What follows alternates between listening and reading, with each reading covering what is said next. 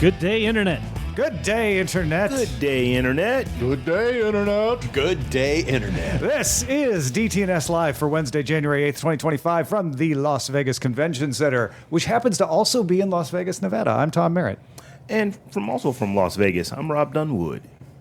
I think I'm here. I'm Jason Howell. Yeah, you're sitting next to me. Who's the show's producer? I am Roger Chang. Yeah.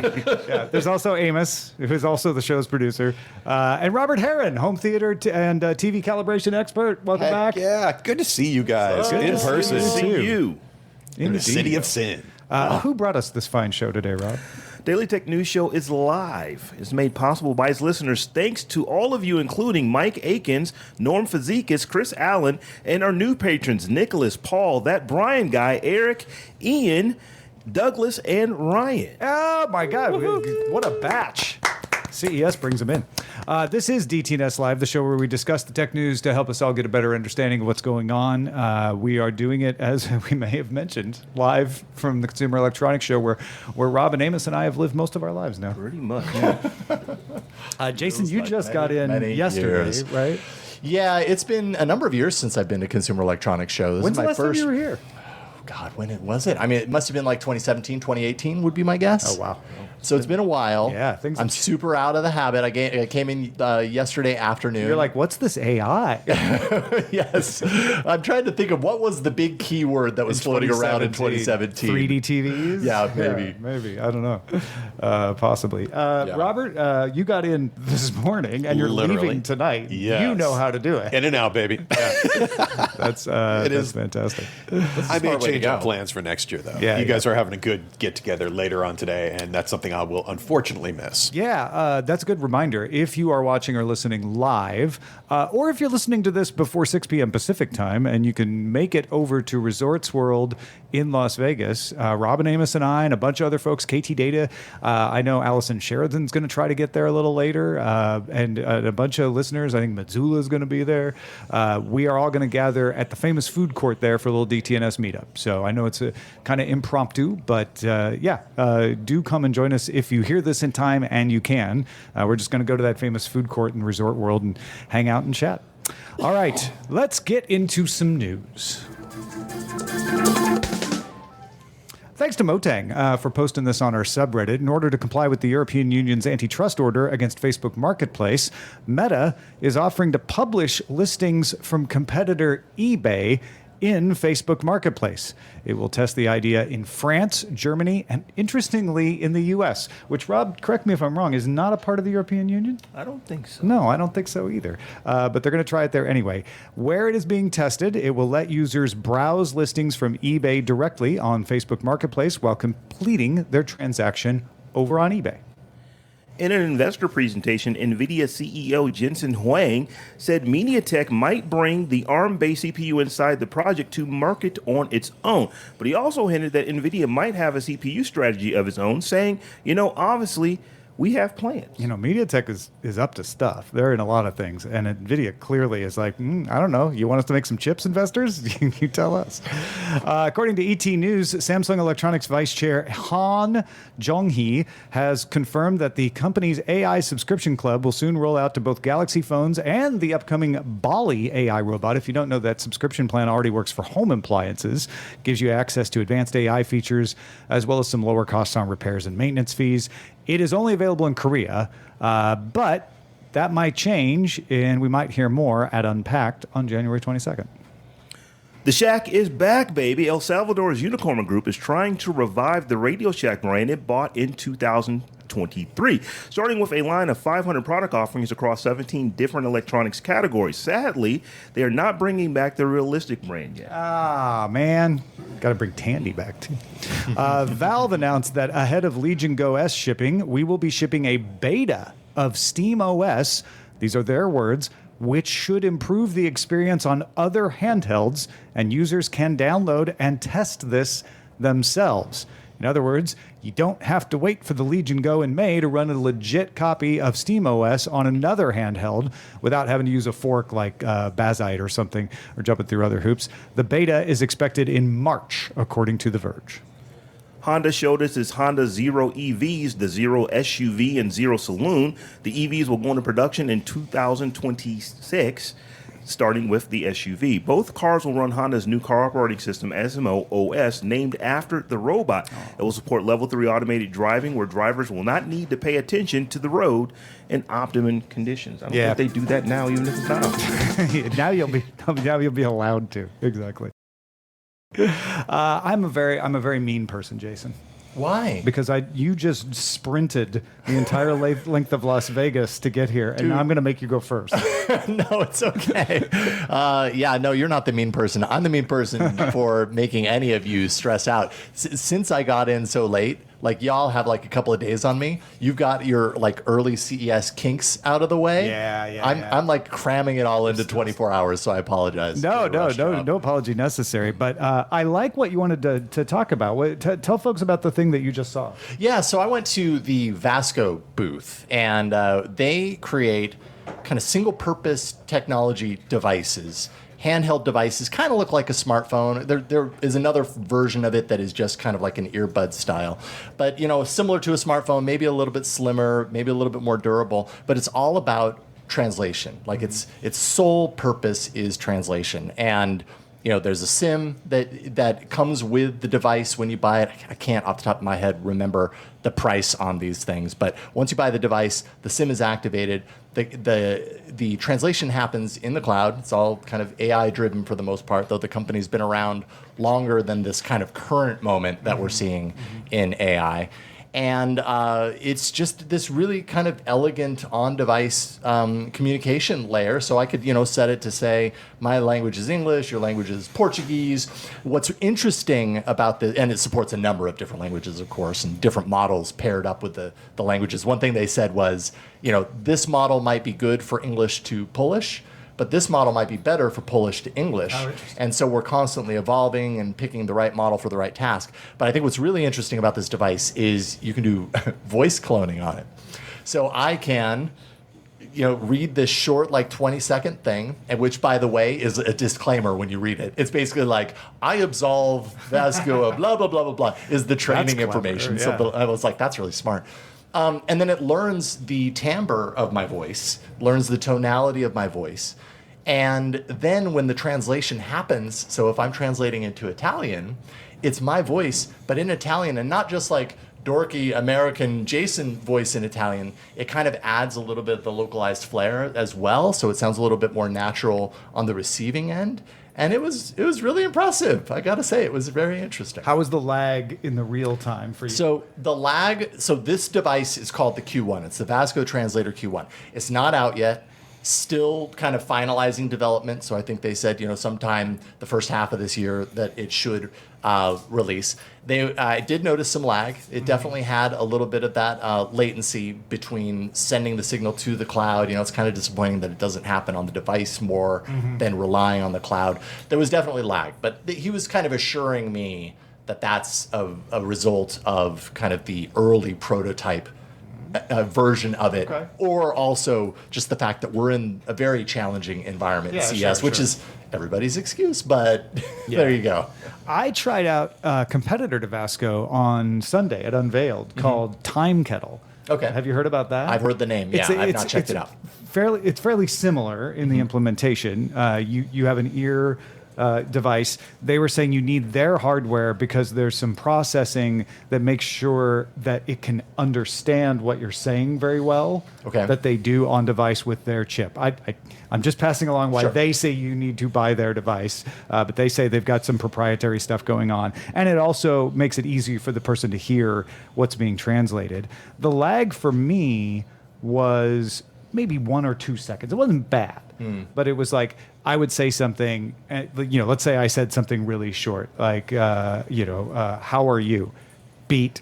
And then it would say, how are you? They say, or whatever, in the other language. And so I'm like, you could carry a conversation on this way. It's fine. It's not going to be smooth. It's not going to be fast. It's not real time in the sense of like, as I say it, it gets translated, but it's close, right? Yeah, one thing that's really interesting along those lines in talking with them about the latency, because I do think when you're talking about these translation things, it's amazing what we can do now that we couldn't do nearly as easily before. Like, of all the use cases of artificial intelligence and modern kind of LLM technology, translation and language is a really strong use case for it, so it makes sense.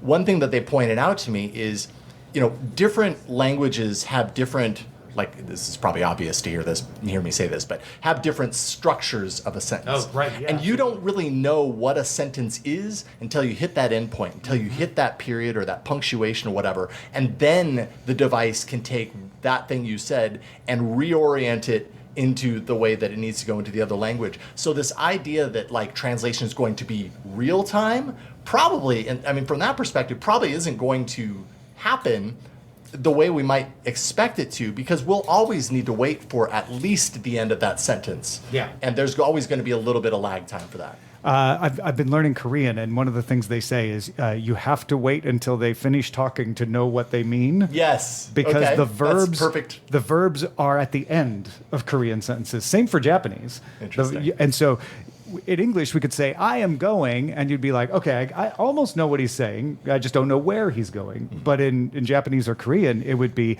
"I to the store quickly," fell down, which would mean I fell down running. while I'm going to the store, right? It's like until you get that verb, you have no idea what that sentence is going to be. Yeah, that's fascinating. I think one of the questions that I have around devices like this is, again, time and time again, we come back to, okay, that's neat, but I've got a smartphone. Why don't I use my smartphone for those things? And this idea of the fact that we are so reliant upon our smartphone for everything, and I think we're seeing this a lot in AI hardware right now, is that the manufacturers of these products want to prove that we actually need a piece of hardware that isn't our smartphone to do the thing.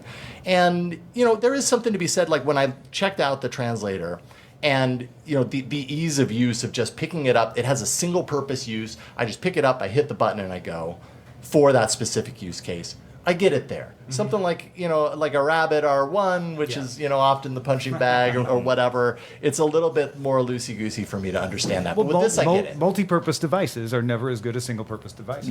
They never are. Yeah, they just want to do so many things versus doing one thing really well. I thought it was interesting that Time Kettle was also showing off an app as well. To that point, like they want to be known as a company that does translation well. And so they were saying, let's say you're at a PTA and you've got parents that speak 3 different languages, right? You got some Chinese parents, you got some Hispanic parents. You could just put this down on the table and it would translate. That's interesting that you mentioned that, because I think I briefly mentioned the kind of earbud format or version of what they're talking about. And, it's more designed to kind of communicate through your phone as opposed to having its own connection, is my understanding. But what was really interesting about that is he said, we could distribute 20 of these earbuds to a group, have one person speaking in English, and have everybody else that's listening in a different language. And that translation happens in mostly real time for everyone at the same time in different languages. I'm like, wow, that's really kind of opens the playing field a little bit. Like, I just got back from, well, not just, but last summer I went to Italy, and we did some tours with a lot of people from a lot of different places around the world. I was like, well, that'd be actually pretty neat, because then you aren't reliant upon booking just the English tour. Maybe this person has a better understanding of the place, and that translation can happen. They might be the front runner for the Star Trek Universal Translator. That's the first thing that came to mind. It's like 20 different languages. I mean, and honestly, the device itself doesn't look too dissimilar to that, So It's like a Star Trek style device. yeah, right. Yeah. What language did you use for your demo? Did you use Italian? I did Italian for the use my voice to translate. Also did Polish, because the founder is Polish, So you and can most of speak the people Polish there and- speaking Polish, and so a lot of the demos, like, I don't speak a second language very well, hardly at all, enough to say no when they asked me, do you speak a second language? So I kind of had to rely on them, but it was Polish and Italian primarily. But the list was very long. That system would actually take your voice characteristics and make it sound Italian? Or Yes. Okay, see, that is something that's lacking in a lot of the products I deal with. Well, and I think the really cool thing about that is That's a unique case. It's a unique case. And what it does is it still keeps your personality intact. It isn't a robot. It isn't a third-party, random, generic voice. Right. It's way more personable. I was really impressed, to be honest, with the fact that it did sound like me. It sounded like an AI version of me, but it did sound like me as if I spent like 15 years in Italy, and knew how to speak the local dialect and everything. It was really impressive. I like it. Well, when they asked me if I spoke any languages well, the fact that I don't didn't stop me. So when I did the time kettle demonstration, I did my poor version of Korean. But if you want to hear that, you're going to have to listen to Monday's DTNS briefing, where I did share a little bit of that. Let's move on to our next topic real quickly. This is more of like around the table, what do y'all think kind of topic. I've noticed that, first of all, Google Home Hubs now work locally. Thanks to Matter. So Google Home has said, your Nest Hub, your Chromecast, your Google TV on Android 14, they can all take your request and handle your smartphone without going to the internet. Now, that is something that Matter provides. Not everybody has implemented it, but Google has, and that's a big step forward towards not even just if you lose the internet, but you want less lag on certain things, right? It won't take as long to go round trip. Also, I don't know about y'all, but I have noticed that every single smart home device maker that I saw, I'm far from wanting to say everyone here at CES, but everyone I saw had Matter compliancy on their list of things. They would have at least two of the others, maybe Apple, maybe Samsung, maybe Google, maybe Amazon, but never all four, unless it was Matter, right? So they would have gone the extra mile to do a couple of the companies, but they all had Matter.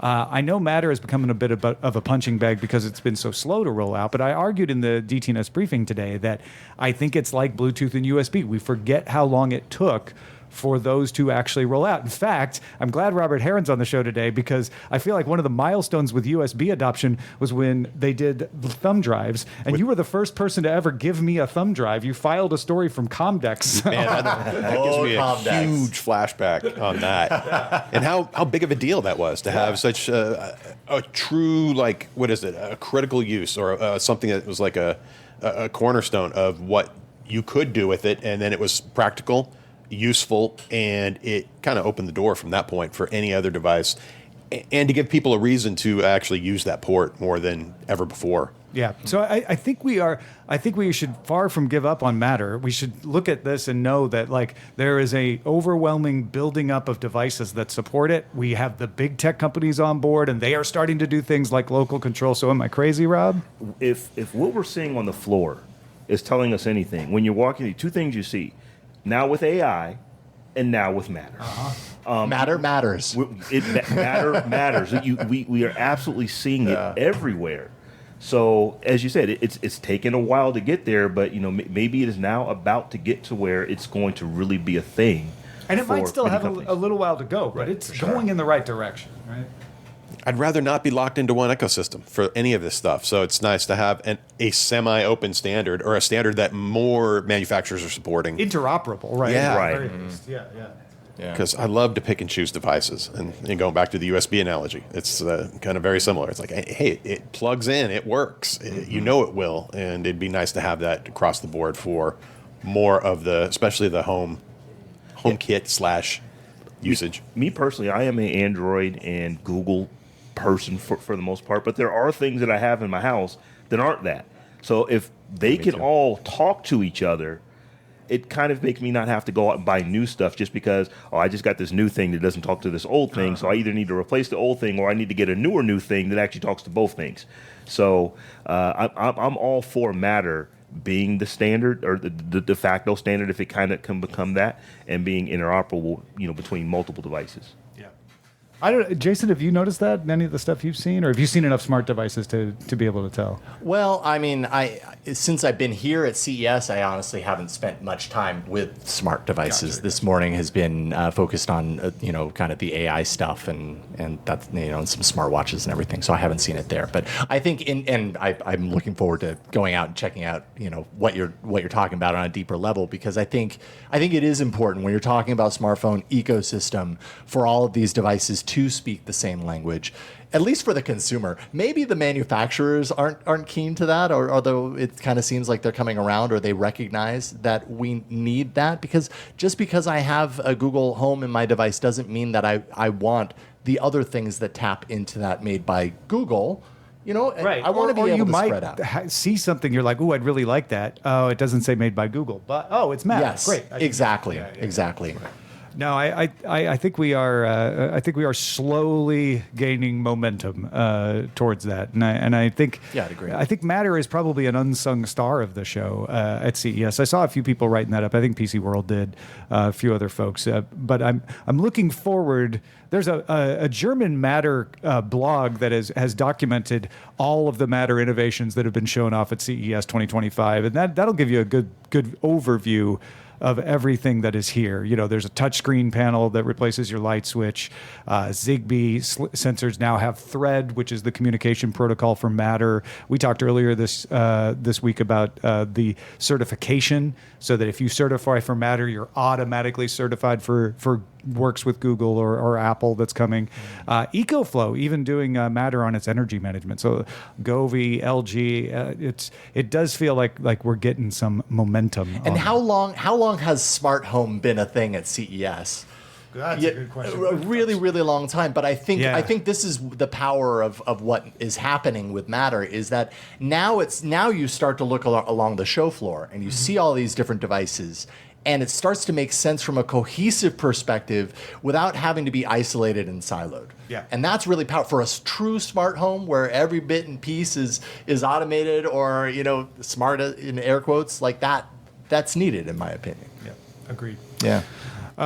You know what else I agree? Our Discord is awesome. So go join the conversation on it. We got lots of folks who are our patrons there. That are talking to each other about the technology, talking about the show, talking about all kinds of things. That's where I actually put together the meetup for DTNS, was in our Discord, and announced it there first.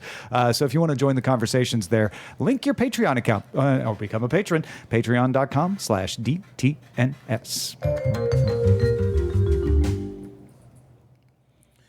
So one of the things that I wanted to personally take a look at here at CES is some of the different microphone and audio equipment vendors. So I had the opportunity to talk to 3 companies thus far who are all debuting new tech this week here at CES. So the first company is Meano, and it's a up-and-coming company. And what's really cool about them is that everything they make, everything they have here on the show floor is under $150. So they basically are aiming at the streamers, the gamers, creators who are just getting into the world of audio tech, equipment, because it can be kind of pricey. So everything they have is under $150. The thing that stuck out to me that was pretty impressive was the Meonocaster AME2, which is basically a little mixer. The closest thing I can think of is like a Rodecaster Pro 2. Mm-hmm. It does not do everything that the Rodecaster Pro 2 does. This is a $120 device. Wow. But it's for $120, you get 11 different programmable pads where you can put all kind of music beds and sound effects and all that kind of stuff into it. It has a lot of input. It has one XLR port. It has a quarter-inch thread port. It has, I believe, 2 3.5 millimeter ports. So you can plug a lot of stuff into it. You can't yet plug USB mics into it. Mm-hmm. That's something that they're probably going to do in another device. Maybe next year at CES we'll see that. But for $120, it is a really cool device where you can do all types of modification to your voice. It's just a really cool tool that a lot of creators would want to use when they're first getting started out. Definitely gamers would want to use it, and it's relatively inexpensive, and it appears to be fairly good quality hardware. So that was the first thing that I took a look at. The next thing was we dropped by the Hollyland booth and got to talk to a couple folks there. And one of the really cool things that Hollyland has is, when you're walking around the floor here, you will see you can't go 10, 15 feet without seeing somebody with some type of lapel type of microphone, whether it be DJI or Rode or whom, or what have you. But Hollyland makes these things as well. And we did get to talk to Christian, and he gave us a little quick overview of one of the new devices they have, which is called the Hollyland Lark M2S. Now this one, again, another treat because it's not released yet. This is our Lark M2S. This is launching January 9th. So from today, we've got 2 days. Okay. So this is the Lark M2S. So it's a slight upgrade to the Lark M2. These are the microphones. So the small side is actually the microphone there, and the way you would wear this is right in here. Nice. And so that is now what you're going to be displaying and showing is this little piece that looks more like a professional lavalier microphone. And so this one's staying on there. There's no way you're going to get that off. We actually have a challenge where if you can shake this off, you would win one of these Lark M2Ss, which nobody can shake these off. And he is correct. Nobody can shake them off. I tried. It was not going to come off. What's really cool, and I'm kind of bummed because I actually just bought the M2s, which is just a slight upgrade to that. The M2s, what I liked about them is that they're relatively small. They really remind you of a true lavalier mic. But the only way you could attach them was with a magnet. So you just feel kind of, I wouldn't want to walk around I here. get a little nervous about the magnet Exactly. thing, even though they're really strong. Like I've got the DJI mic 2, and yeah, like it's actually kind of hard for me to pull that magnet off, but man, I just don't trust it. I'm just worried. It's just I haven't had any issues with it, but I don't know that I would trust it walking around out here because they're so small if they fall off. So this new one, you wouldn't even know. The big difference is that it's made out of titanium, so it's extremely light. It's not going to kink your shirt up. The big part is actually hidden. It's behind your collar or behind your shirt. And it does everything that the M2 does, except for now you don't have to connect it with a magnet. You can just actually clip it like a real lapel to your shirt, which is really cool. So it's so tiny. What about battery on that? So the battery is roughly the same as, actually I think it's even a little better than the M2 because it's actually larger than the M2. The microphone is what you see. The actual battery pack tucks behind your shirt and it's a little bigger. So you're actually getting more battery now than what you got in the older version. But basically, what they said was everything is pretty much the same except for a little bit better battery life, and you don't have to worry about it falling off because it's a magnet. It's just from a footprint perspective. Is that the this primary? thing is gigantic. Primary appeal of those devices is it gets rid of a cord like you would have with a lav mic. It gets rid of a cord. Is that the big deal? Okay. Yeah. Because everyone uses them. Oh, They man, use I've seen these things. Yeah, these things all over the place. It's nice because you can just kind of keep it clipped. You don't really have to think about it. It kind of stays out of the way until you want it. Like, you know, with the DJI Mic 2, you can just hit that red button and record on device. So it's like anywhere I'm at, I just go, boom, and I'm recording. You know? And you don't run into the old RF interference that used to run in with old-fashioned wireless mics, where you just couldn't use them in a hall like this because there was so much interference. These are solid. Totally. Well, they do wireless linking as well on some devices, like to record on your phone or through Bluetooth or... 100%. I've synced it to the S24 Ultra and then, of course, to the Osmo Pocket 3. I feel like I should know more about that. Yeah, the M2S comes with adapters, so you can plug it in. If you have an older iPhone, you can plug it in via the Lightning cable. You can plug it in USB-C, or there's actually the transceiver. It has a 3.5 millimeter jack that you can plug directly into a phone. So it'll actually sit into a hot shoe on your phone. You plug it into your phone, hot shoe on your camera, plug it into your camera, and then you're taking your camera and getting audio wirelessly at the same time. So they are great little devices. Yeah, but they don't feel nice when you go like this on your face with them. Okay, there's always a downside. Yeah. So the last company I talked to was Shure, and that was the one that I wanted to most go to because I personally, for anybody who watches us normally, when I'm on the show, I'm using a Shure mic. So Shure actually Sunday released the brand new Shure MV7i. And essentially what this mic does, it is the Shure MV7 Plus, which just came out, I believe, about a year ago. And it's a combo XLR / USB mic. With really good Shure technology into it. It is not the sound profile of a SM7B, but it is really close. For, in most cases, a lot less. Now, this one is a bit more expensive. It's about $350.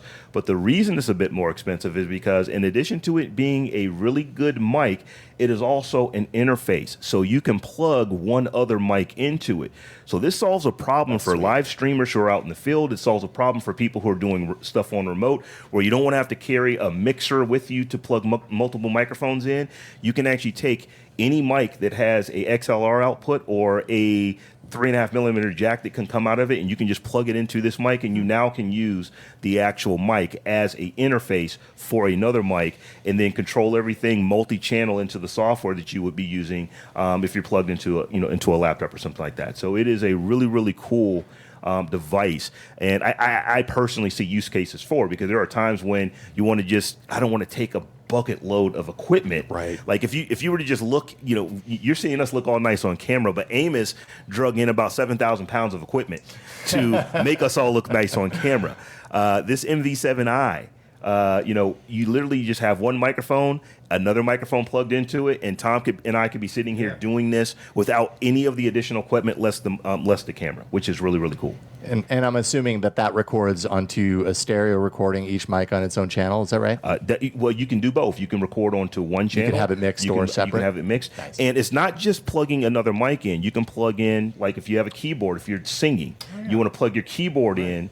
You can plug your microphone and your keyboard and then have just one device that's capturing all of that audio. So it's a really, really slick device. I personally don't have a use case for it. So I don't know that I would actually get it, but if I were doing a lot of remote stuff like this, if this was like a every other week thing, we would be picking one of these bad boys up because, like I said, it just solves the problem of not having to carry a mixer with you. That's cool. All right. We always love to talk to Robert Heron at CES because he is the guy that will tell us exactly what is going on in the television world. I tried my best to get you to boil it down to three big tough. points, and there's a lot. There's a lot going on. Let's start with OLED. What's happening with OLEDs? Because I think that's the thing most people are familiar with. Totally. That is the eye candy of displays that you're going to find. And for 2025, you're looking at brighter TVs across the board from both of the main panel manufacturers, being LG and Samsung. We had a great example over at the Panasonic booth where they have a trio of their latest, the Z95B. That is a fantastic panel using the latest LG technology. And last year, LG introduced a panel tech called, 2 years ago, called MLA, or Meta Lens Array. That was a way of boosting the brightness of the panel, but apparently it did some slight degradation to contrast. They got rid of that, and now it's a new OLED stack, using more OLED materials to be a more robust display system, so it will last longer and can be brighter for the equivalent amount of electricity. Panasonic's demonstration using that latest panel, which is probably exactly what's going to be in the LG G5 flagship OLED from that company. It looks beautiful. It is significantly brighter than previous panels I've seen. And I would say between both manufacturers for the premium panels, you're looking at about a 20-25% brightness increase. And I predict that it will probably do that again next year. Wow. I was surprised. They've got rid of the Meta Lens Array on the LG tech and managed to produce a brighter panel. And with this new OLED stack, it's using new upgraded materials, and it's producing more pure color. So you're getting a wider color palette and a brighter picture, which are the two things you really want for things like HDR10 and Dolby Vision. It is just, it's as beautiful as it has ever been, so to speak. So these are panels made by LG Display, Yes. which obviously LG Electronics is also going to use, but other companies can use it too, right? Totally. It's anybody who uses the RGBW, the white OLED panel, is using something that is LG's technology. And in this case, Panasonic takes that. Samsung actually uses the LG panel in certain sizes that they are not able to provide. Because Samsung makes its own displays as well. Right? Exactly. And that's kind of a difficult thing here is to realize that there is an LG display and an LG electronics. There is a Samsung display and a Samsung electronics. The display manufacturers will post numbers of like what they can do in the lab, and it is astounding what they can do in the lab. But when it comes to the electronic retailer and what they're going to give the consumer, it's going to be a little bit less than that. They're not going to push it to the absolute limit that you see the display manufacturer demonstrating here on the floor. Right. And that is just fantastic. Now, it would not be a conversation with you if you didn't bring up what's up with projectors, because there's always some good stuff, and I know you're an advocate for them. I'm telling you, over in the Hisense booth right now, they have one of their flagship projectors. I forget the name of it off the top of my head. Oh, what is it? Oh, the L9 series or the LQ9. They're quote-unquote laser TV. The beauty of this is that it is one of the brightest RGB color light engines I've ever seen on a projector, with a very reflective Fresnel-style screen. They're generating about 1,500 nits of quote-unquote light output from... We were having a hard time finding your picture of the projector because we didn't realize it was a picture of a projector until we noticed the projector. I had that same issue when I'm looking through my photos, like, I know I took a picture of this. I know I took a picture of this. And no, it really, for the quote-unquote laser TV, which is an ultra-short throw projector design onto a specialized screen material, it's not a low-cost setup by any means, but it is capable of generating something on a level that you just didn't have in previous years in terms of being able to produce a usable image on a showroom floor with lighting everywhere. That makes it pretty special right there. Indeed. They showed some tech last year I was hoping would sneak in around here somewhere related to doing a local dimming style system that enhanced brightness in the picture or made it darker where it needed to be. But this is just a nice thing that's available now and will be coming. It's pricey though, right? I would say the screen is as important to the pricey whole part? setup Yeah. as the projector itself. The projector is probably $3,000 to $5,000, and then the screen is probably a couple $1,000s right there. But they're going to bundle it as a deal and give you a break on that. So, and as these things become more popular, the price will come down. This is just And like, you could still use it without the screen. You're just not going to get all the advantages, right? totally. You don't have to use. And in this case, they were using a screen probably wouldn't be ideal for your home theater environment. This would be more like for, hey, this is going to be in the living room with some lights on. I just need a bright projector, and I can't get a supersized TV into this space, but I can get a projector box in here with a portable screen I can set up, or a screen to set up to actually match the performance of like LCD and OLED TVs from like a year ago, which is crazy for projectors. That's pretty cool. Now, that's for people with not a lot of space. What about for people who have too much space? What is the CES ultra large television situation? I'm telling you, there is a war between these companies right now. Namely, everyone who produces an LCD panel. That's like the new thing, is to say, hey, we can scale this to sizes that were just not even possible a couple of years ago. We are now seeing currently 100-inch TVs for $1,500 on the value side. On the super premium side, we're going up to 115 and 116 inches for 2025. And they're producing exceptionally bright imagery. And through the use of RGB LEDs as a backlighting system, they're expanding the color palette of these TVs as well to come very close to matching what can be done with the HDR and Dolby Vision spec. I didn't think we would get this far this fast. And granted, this super premium ultra large TV is still a 5-digit ticket you're paying for a price in terms of what you're going to have to spend to get something like this.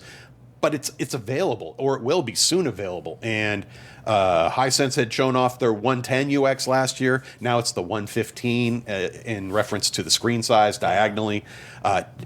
They throw out that 10,000 nit number, but other reviewers have already tested this out, and it well exceeds that by upwards of 50%. Wow. It's sun-like TV. So if you do have the room, and it's going to be probably like a 240-pound TV, if you've got the right mount to hang it, it would be a tremendous piece of eye candy to be able to brag about, and in say like the $15,000 to $20,000 price range for that flagship design. Is just, to me, it's impressive. And it's kind of a throwback as well, where I mentioned briefly the RGB LED backlighting system, but Hisense, LG, and apparently TCL, I need to go back and talk with them for a second, but instead of using quantum dot color converters with blue LEDs to produce the color you see, they're using RGB, red, blue, green LEDs on the back of the screen to produce even more saturated color, to expand that color palette, at least beyond what I've seen possible from quantum dot TVs and what their color capabilities are right now. So that is one of the things with the large TVs is I remember seeing 115-inch TVs at CES 10, 15 years ago, but they were old technologies that no one would sell today. It does seem like it's like, if fish only grows as large as its tank. Like there's an upper limit on how big they make the TVs, but can you make the current best technology in that size? Right. And one thing that is missing, you'll see from all of the announcements this week, especially in the large format TVs, is 8K resolution. That just really isn't a thing. It clearly must be more expensive than is worth them to produce. I am seeing 8K projector systems. Samsung announced one. That will be out shortly. They announced that last year, but it'll be out this year.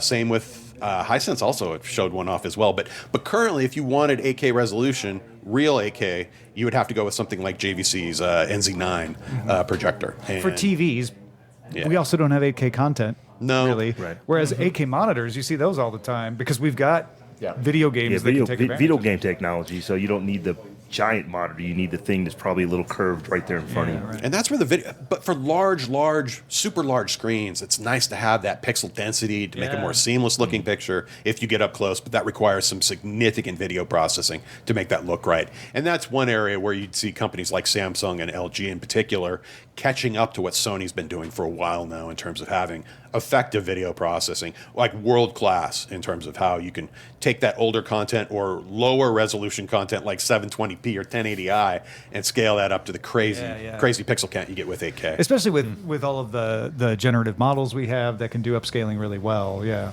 I have some reservations about that technology in the sense that it can change the original look of things a little bit, but its ability to make lesser content or content that needs help look good at 8K resolution or whatever, and it's just nice to see it here now in products you can buy. Another technology on the rise that you were telling me about before the show, and I know you're still kind of looking for a few pieces of confirmation that this is real yet. But tell me about this inkjet printing of OLED materials. Right, TCL has a panel making side of their company that they are showing off constantly new products, and one of them happens to be the inkjet print design, and this is a way to move forward in terms of making a more affordable OLED. And the key being is that when you talk about inkjet printing, it typically implies then that you're able to do this at room temperature processes and with chemicals that are stable in air rather than the vacuum ovens effectively that we're manufacturing OLEDs with today. And currently the panel sizes are still pretty small, but they are mass producing them at, say, 24-inch 4K or 27-inch 4K demo they had, as well as 120 hertz technology. So these materials, and they're claiming that they're pumping these things out. I wouldn't be surprised to see these pop up in maybe computer monitors or some notebooks. They even had demonstrations of ultra bright versions of this technology. That was it's still lagging behind what the current best state of the art is for LCD or OLED even as far as overall performance, but it has come so far and with a methodology that promises to just get this into more people's hands at prices that more people can afford.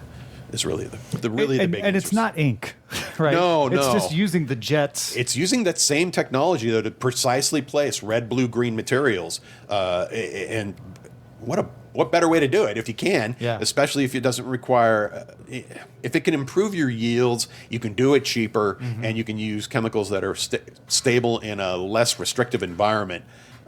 More power to them. And it means cheaper TVs. In the end. Better TVs for less money. It'll get that computer, that sweet OLED monitor you want for your PC or your laptop sooner. And there's no reason this shouldn't scale out as well to larger panels, like in your home theater size screens. So.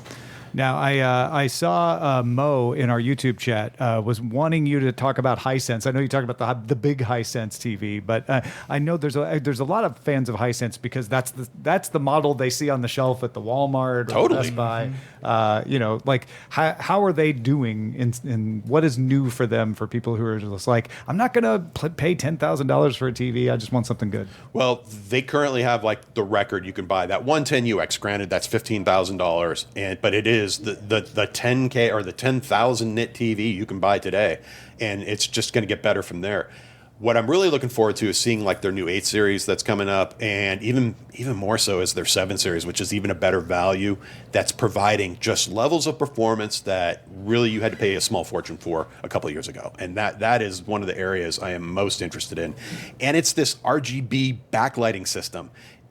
Granted, it's in their premium product for this year, but that's going to trickle down if it proves to be popular, and a way for them to either move away from expensive or quantum dot materials that can't hit the color that they're looking for in terms of that saturated palette that you need for effective HDR presentations.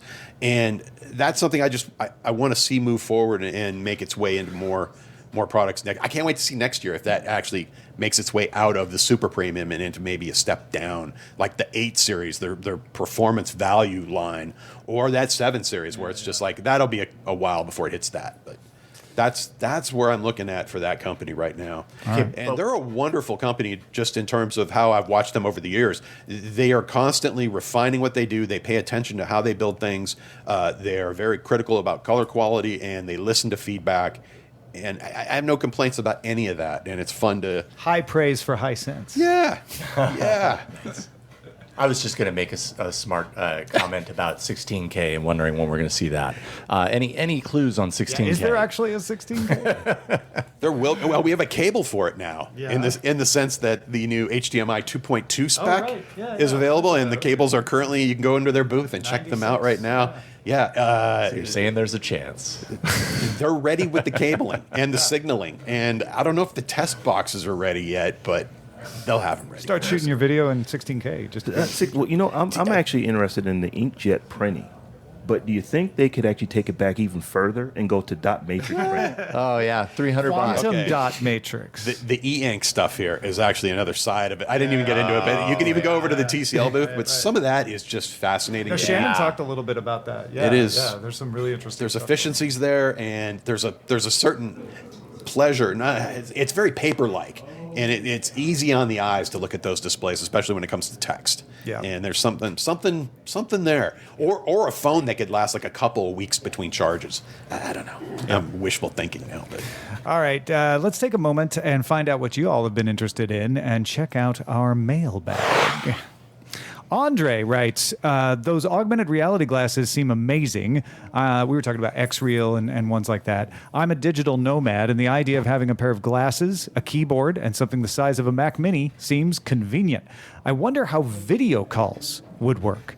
Perhaps users could utilize their smartphone cameras. Screen sharing would be another necessary feature. And I feel like screen sharing is an easy one because they do act like monitors, right? Yeah, it's essentially a monitor. So if you needed to share a screen, it would be I would imagine that the interface would be relatively the same as doing it with your computer today, because the glasses that truly part should are be a easy. monitor. Yeah, but the camera can't be mounted on the display when you're wearing the display in your face. So you're gonna have to have a separate camera, I guess. Yeah, like the iPhone idea, or your smartphone. Yeah, I exactly. mean, Apple does a certain version of that, right? Right. With the Apple Vision Pro, like learn my face, and then all you need to And then track are just- my eyes, yeah, maybe, give and an that avatar brings it to life. yeah. I don't know. Mattia writes, I also have dyslexia, although it manifests differently, and appreciated Robb Dunewood being strong enough to show vulnerability and talk about his dyslexia. Not only was it interesting hearing about how he overcomes the challenges posed by his dyslexia, but it was really interesting to hear about the products he reviewed. Appreciate how the team is talking about other interesting things beyond AI and TVs, although, I know we just talked a lot about TVs. But I'm also enjoying the AI products. Hopefully you enjoyed the TVs today as well. But yeah, Mattia and a few other people wrote in. We're appreciative of that segment, Rob. Yeah, like I said, that technology from Lely for Life, it is truly it's amazing what they've come up with. And like so for people who have dyslexia like mine presents, where I've got two dominant eyes, it solves a problem. It tricks my brain into thinking that I am using one or the other eye, which allows me to actually read and not skip around. Yeah. And then finally from Jamie, follow up from your discussion, because we read Jamie's email about using ChatGPT. I have a baseline understanding of code once it's laid out in front of me. By studying the results, I can understand how the code works to get the desired result. I run the code through Visual Code Studio and debug the code there. We had somebody on the panel yesterday asking okay, but how do you debug when you get code out of ChatGPT?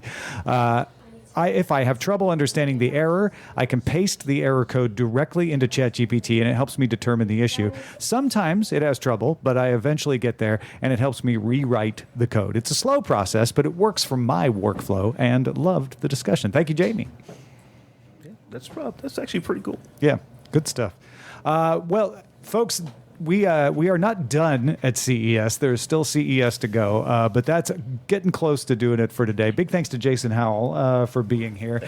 Jason, let's talk a little bit about what you've got going on before we get out of here. Well, what do I have going on? Android Faithful, youtube.com/@JasonHowell, DTNS. Yeah. So starting on Monday, those briefings that I've been doing for CES are going to stick around as Daily Tech News Show briefing. And I'm already ready to answer all your confused emails about this. If you're a patron, you'll just keep getting them, right? You'll get DTNS, the live version that we've been doing forever. You'll get DTNS briefing, which will be a non-CES version of what I've been doing in the mornings. And you'll get Daily Tech headlines. So if you're a patron, you're covered. If you're on the ad-supported feed and you want this version of the show, look for DTNS Live, because starting Monday, there will be a show called DTNS Briefing that is very focused on analysis and explanation. And Jason and I will be hosting that Monday morning for the very first episode. Throughout the week, either Jason or I will be one of the co-hosts, and we're supported by some wonderful people like Wen Tui Dao, Jen Cutter, and Robb Dunewood, right? Yeah, I've here. heard of that guy, Robb Dunewood. Yeah, he's going off on some vacation or something, so you won't making get him rounds. until a little later. But, Yeah, you know, Jason, thank you for filling in for me on Monday. Anytime, Monday happy is to do it, actually, man. I was supposed to be there, but I want to be on the enjoy boat your somewhere in the cruise. Caribbean. it's hard to get the VIPs, folks. That's it. But yeah, I'm looking forward to bringing this to you. It's been a long and very considered process to figure out what it is. And I'm excited to be doing shows. Oh with you man, again I'm now. so thrilled. Like this is just makes my heart happy because I got into podcasting with you because of you. And so it's kind of like, to a certain degree for me, it's kind of like coming home. So Yeah. happy to do it. Fantastic. And folks, we also need to thank Robert Heron. Robert, I always feel like I get smarter about TVs every time I hear you on the show. So tell us what Thank you've you. got going on and where folks can find you. You know what? Some of the content from this show, chances are I'm going to be writing about it for the folks over at avnation.tv. So I do a monthly article for them, and I guarantee you something's coming up about that. No, sooner than later. You can also hit me up at robertheron.com if you just want a quick link to everything I'm doing, including calibration to home theater to you name it. And other than that, what else? Getting out of town tonight. You got it. Escaping Lucky dog. Vegas. Unfortunately, actually, I need to stay at least a day. So. Yeah, Robert will not be at our Or meetup night. because I didn't get my act together to tell him we were having to meet up in time, but maybe next time. During the live show, one of the benefits of watching the live show is not only that you get to chat with GPEG84 and Zoe and all the Ryan in Minneapolis and all the other folks that are in there. Raymond is in there. Magundingamanga, Raymond. If you are watching or listening live, you can submit title suggestions either in the Twitch chat or at showbot.tv/DTNS. We've got a top vote getter right now of Are You Compliant? Do You Matter? From Saray TW. Techno mentioned with Bring Me a Babblefish, Very nice. which is good. Good Hitchhiker's reference. What else is in here? There's some good Robert Heron's CES eye candy selection. Is a good one. But yeah, if you've got title ideas, you can submit them there, or you can just vote on everybody else's. We don't always just take the top vote getter, but it does let us know, like, okay, a lot of people are enjoying this one. We should say that we went with Saray TW's title. Are you compliant? Do you matter? Thank you, Saray TW. You are fantastic. Nice. Thank you. Let's see. Oh, we want to thank our Twitch and YouTube folks. LinkedIn folks watching, thanks for watching. YouTube folks watching. Didn't get any super chats together today, but we really enjoy seeing you all in there. And on Twitch, we got some long-time subscribers and some new folks. Hello Kitty followed us 25 minutes ago. Techno Mensch cheered us with some bits. Zoe cheered us with some bits. Ryan in Minneapolis is back for the 14th month. Technique gave us a shout-out yesterday. Thank you, Technique, for that. That is all the folks on Twitch today, but thanks to every single one of you who supports us in whatever way you can. And if you would like to get a recap of the tech headlines of the week and get into how it affects and disaffects communities of color, then check out the Tech John, where Robb Dunewood, that's me, Stephanie Humphrey, and Terrence Gaines dive into the top tech stories of the week, delivered from points of view you don't always hear in mainstream media. New episodes land on Tuesday afternoons unless they are Christmas Eve or New Year's Eve or CES week. So we've kind of been on a little bit of a hiatus. Yeah, sure. But most Tuesday afternoons we have a show out. You can find out more at thetechjawn.com. That is thetechjawn.com. All right, folks, go check it out. You got time to catch up because we dominated all of Rob's time this week. Last few minutes, any other last impressions of CES? You know, like favorite food? Yeah, you've been here like 2 hours, but Yes. You say that as if I've eaten any food. did you end up eating last night at all? I ate a little bit, but it wasn't amazing. And then I got busy. And yeah, food for me, let me just tell you really quick. Last night, I was editing a video for my channel, and I was like, I'm going to do DoorDash. I've never done DoorDash, so I'm finally going to do it. And I totally sent the driver to the wrong place. An hour and a half later, I had to just be like, you know what? Just keep the food. I will pay for it. Have a good night. So I went to sleep hungry. It's just the story of my CES is hunger at this point. That's such a sad story. I want to buy you dinner. No. It's not that I can't. It's just that it's not working out for me. I need to set aside the time. Yes. I will. This is a great city to try a different restaurant every time you come. It's never easy to get the food, though. They have so much good food. You're not wrong, but it's always fun. I will eat, I promise. So motorcycle riders, when they pass each other, they tend to wave or do the heads up or something like that. It's just a thing that motorcycle riders do. I am noticing that DJI Osmo Pocket 3 users are giving the heads up because there are about 2,000 to 10,000 walking around with these ridiculous. They are everywhere at this conference. So that's not about the conference. They've been out for a year. But I've got Those one. Those jerks with the DJI Osmo Pocket 3 are everywhere. As I hold one up. 3 out of 5 people on this panel have an Osmo with them, right? So that is just noticeable. You see, literally everybody's walking around like with a DJI in their hand, getting crispy 4K video. So DJI, it's been a year, but you've got a device. It is a device. It is very impressive how quickly CS went from I'm lugging around a 20-pound camera, like ENG camera, and now you got this stuff in your pocket. And it's like, where was this 15 years ago? 100%. Yeah, I've multiple times today just walking down the aisle outside the central hall. I saw people setting up, for their stand up.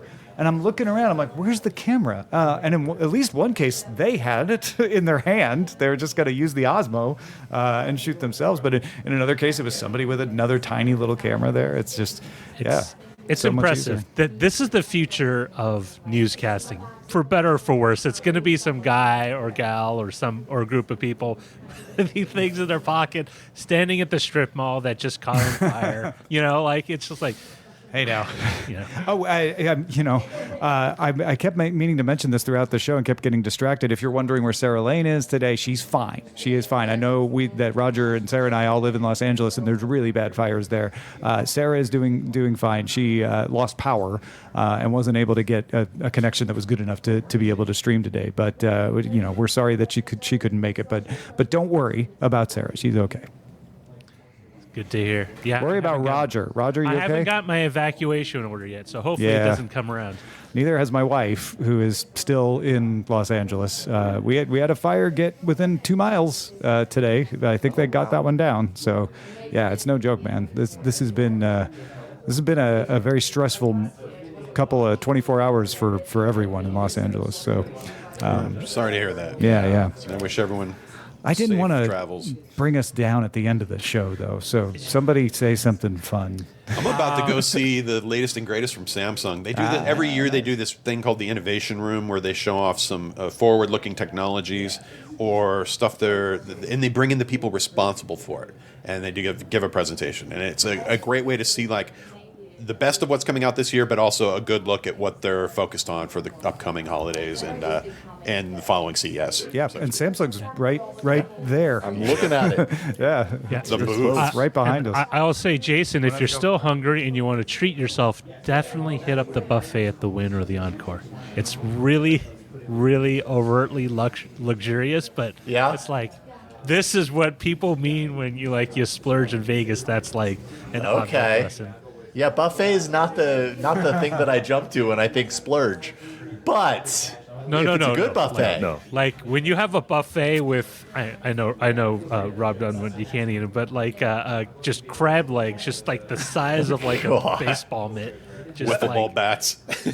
whatever you want, you just grab them and you feel it's amazing. I was just going to double down. The buffet at the Wynn is something different. Don't think Golden Corral. No. The smorgasbord or something like that. I've been burned so many times, Rob. It is quite good. Or the Parasol Up Bar. Maybe recommend that. Imagine if your at the toilet Wynn. paper was silk. It's on that That's artificial kind of lake. I actually know what you're talking luxury. about. I forgot the name. All right, folks, that's going to do it for today from Consumer Electronics Show 2025. We'll be back tomorrow with Justin Robert Young. Still working on what we're going to talk about with him, but we might follow up some more on the Meta thing. There's been a few more developments here and there. You can watch us live Monday through Friday, 4 p.m. Eastern, 2100 UTC. Find out more about that by going to dailytechnewsshow.com/live. Goodbye for today from CES, everybody. Bye, folks. Hasta luego. The DTNS family of podcasts, helping each other understand. Diamond Club hopes you have enjoyed this program.